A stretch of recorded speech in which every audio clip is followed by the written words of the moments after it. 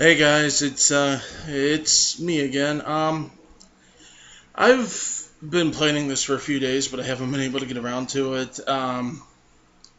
Been kind of absorbed lately in Tales of Grace's F and Zillia, but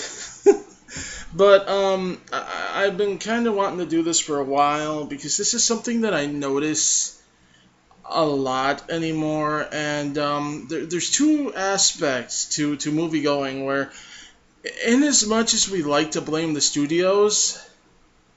There are certain things the viewing public, are responsible for as well. And I think that this is something that we overlook a lot, and so I want to address it.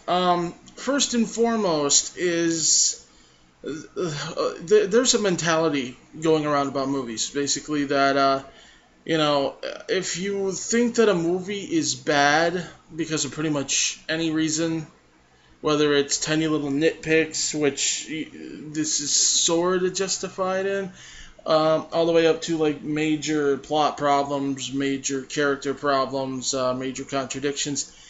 People will tell you that you're taking this way too seriously, that you are nitpicking even if it's a pretty big character flaw.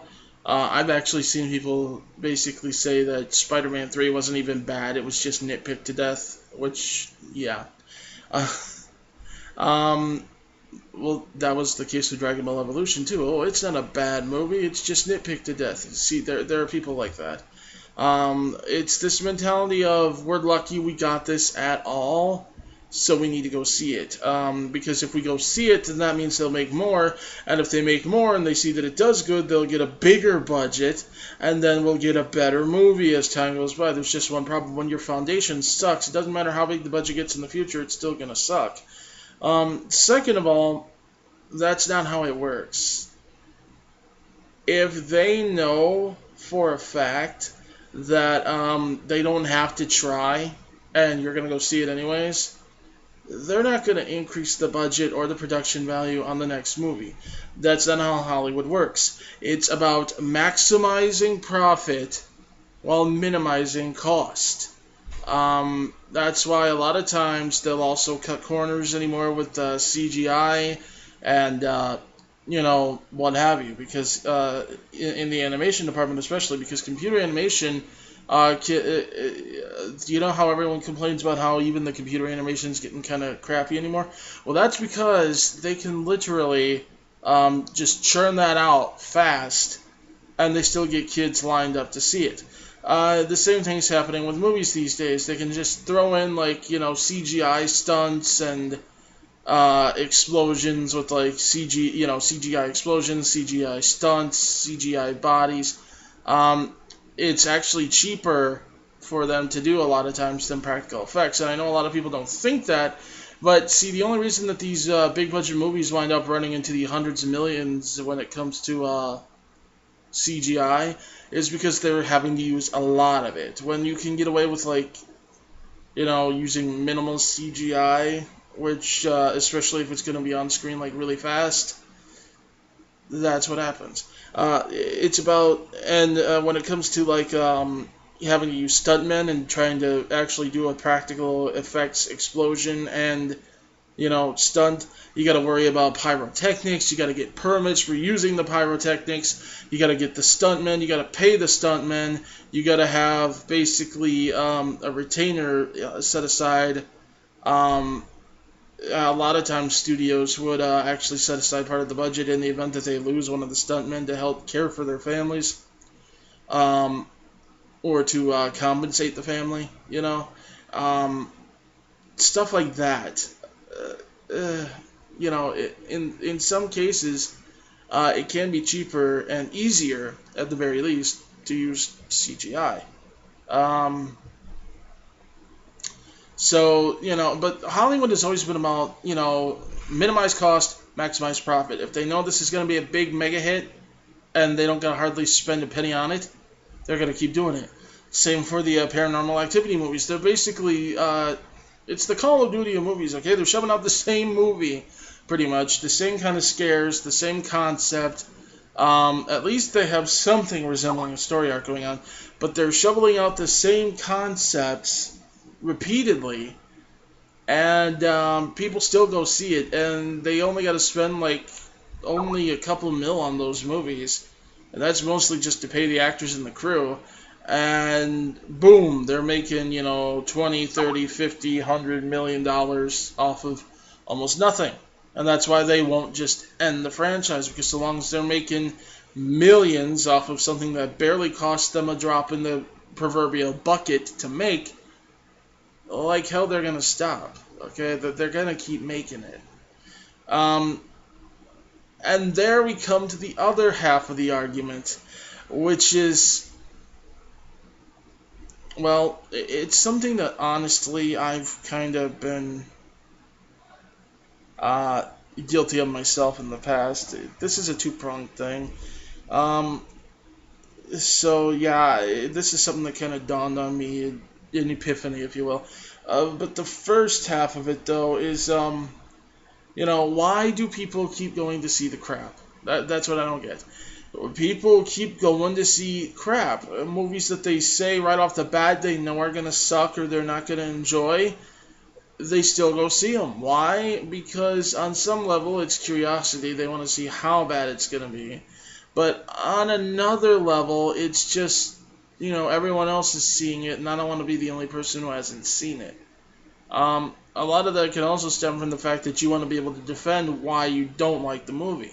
I've seen a lot of people say that, even if you're following the movie and you can explain why this looks bad to you, why you think it's not going to be good, why this, why that, instead of doing the smart thing to do and just waiting and renting it and seeing if you were right, which, no skin off your back if you see it late, you still got to see it, and if you turned out to like it, well then, hey, buy it. If you turned out to not like it, well, you only lost about $2. But, but, yeah, I mean, there's also the third option that I don't necessarily advocate, which is, well, people do record canned versions of these movies and put them online for people to download. So, that's what a lot of people do with Dragon Ball Evolution, too. So, push comes to shove, you can always try that. But anyways, that's beside the point. The point is, people still go to see these, and I don't understand why people keep repeatedly going to see movies that they know they will not like. It's why I passed on seeing Iron Man 3. It's why I passed on a few movies that came out recently that everyone thought looked so cool, but I thought looked, yeah. So there's blah. Why? You complain that they make the crap, but you won't stop giving them money for making the crap, so they continue to make the crap because you're going to give them money. And that's where you have the people in the other half of the argument, though you're going to go see it anyways. It's hard to argue with them because a lot of times it turns out to be true. Now, the next part is, however, the flip side of this, which is something that I have to admit I've been guilty of in the past, too. A lot of people have, whether they realize it or not, and that is, there's no concept of moderation anymore, not in today's culture. Something is either really, really good and stuns people, or it's the spawn of Satan. It's horrible. It's the worst movie ever.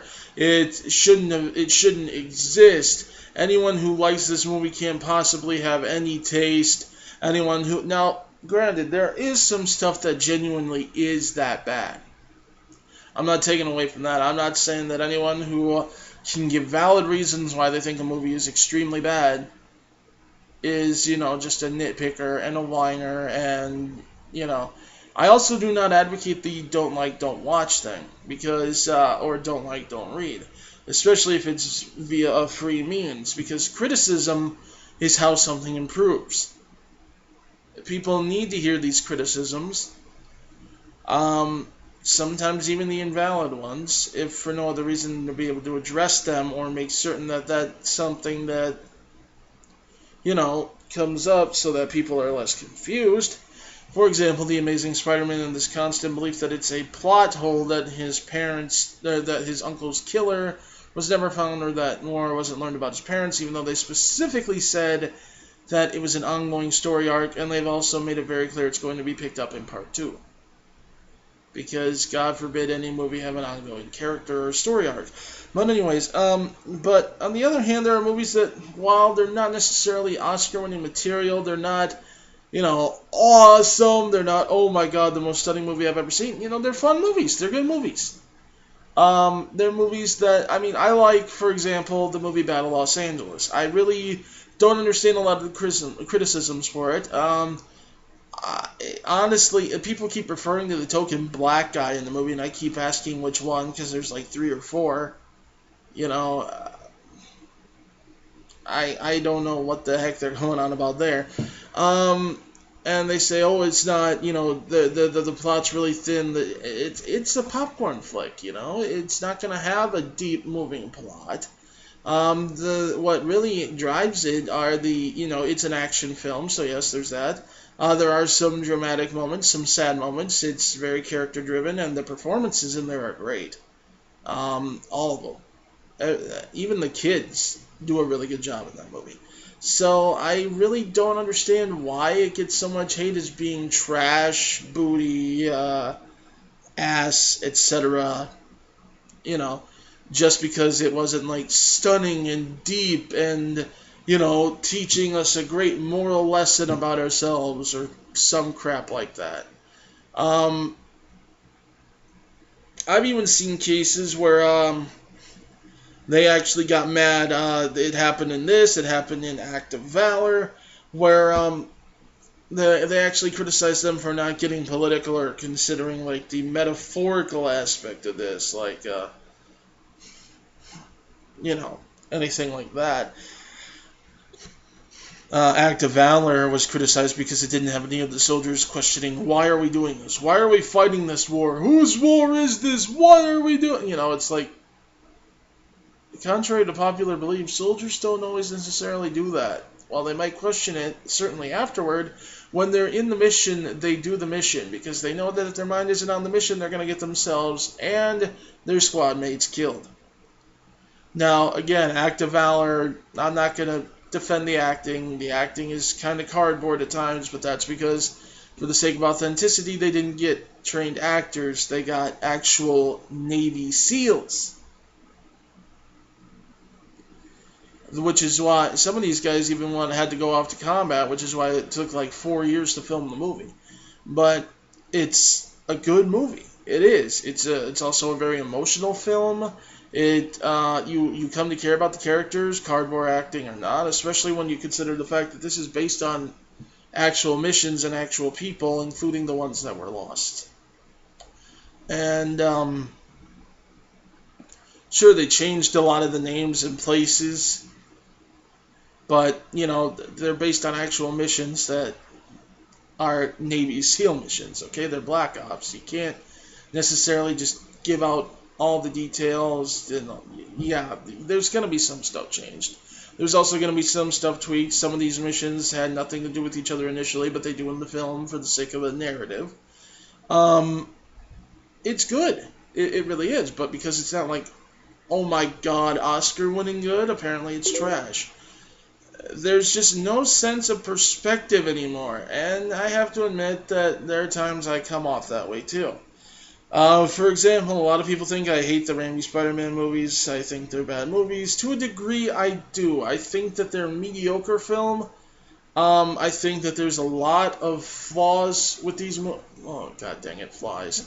I think there's a lot of flaws with those movies from a filmmaking perspective. I do, however, hate their portrayal of Spider-Man. I do think they're a very, very poor representation of Spider-Man most of the time. But they're watchable films. I'll admit it. If that hadn't been like Spider-Man and Dr. Octopus and Green Goblin and Sandman, and that had just been some other hero that Sam Raimi made up off the top of his head, they would have been passable films. They would have been probably enjoyable for me. I'll admit that. Although I still wouldn't be terribly fond of the female lead at all, because she's kind of two-dimensional and bitchy, but that's beside the point. The point is, they're not necessarily as bad as I might make them sound sometimes. It's just from a fan perspective, and here's the other part of it, fan perspective, it's really, really hard for me to separate the two, because these are characters that I love, that I am attached to, and I want to see them represented properly, and when they're not, when they easily could have been, just bugs me, Like, oh god, honestly, my biggest complaint about Venom in Spider-Man 3, for example, everyone complains about how they made him look, and so on and so forth, etc.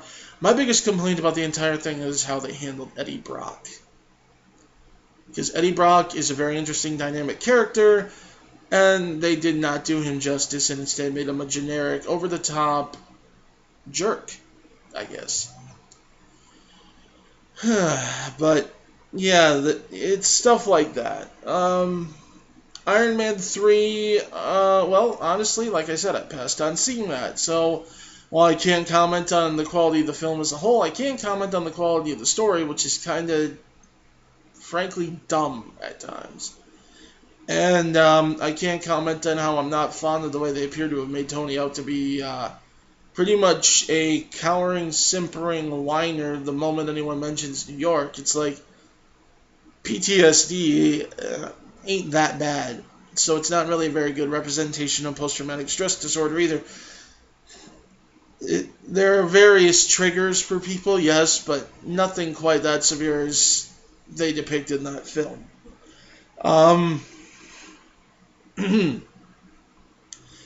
Another one, for example, is, I also don't like what they did to the Mandarin. And that's where, I get called a purist and crap, and they're like, you should have known from Iron Man 1 you weren't getting the Mandarin from the comics. I knew that. I expected the Mandarin from the trailer, which I was okay with in the context of this universe, even though, you know what, the guy with the alien power rings could have existed, given the fact that we've established that aliens and gods exist in this film universe, but okay, I will give you the benefit of the doubt, whatever, and, okay, so it's fine. Not going to be the one from the comics. As I said, I wanted the one from the trailer. I wanted Tony's greatest enemy to be portrayed as Tony's greatest enemy. I wanted his obsession with himself and with his power to come through. And instead, I get a disgruntled employee.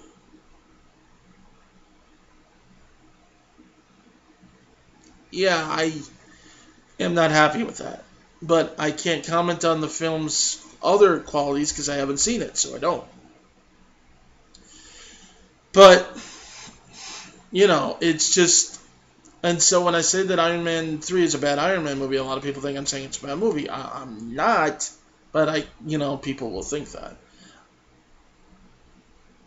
But the point is, I just really think that we need to kind of check ourselves at times. It's one thing to go into a movie and, even if it's not that great, enjoy it. But, to sit there and say that anyone who, excuse me for a moment. To sit there and say that anyone who, gives genuine reasons why, oh Lord, I'm sorry, I seem to be having a sinus problem at the moment, but anyone who gives, genuine reasons why something is bad is just a hater or a nitpicker.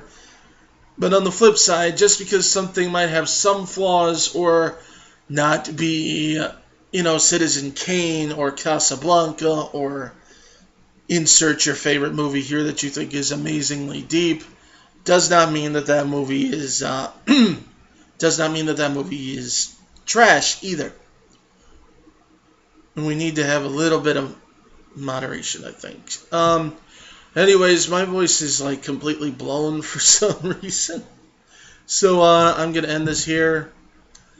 Again, I am taking video requests, so be sure to leave some. and I will catch you guys later.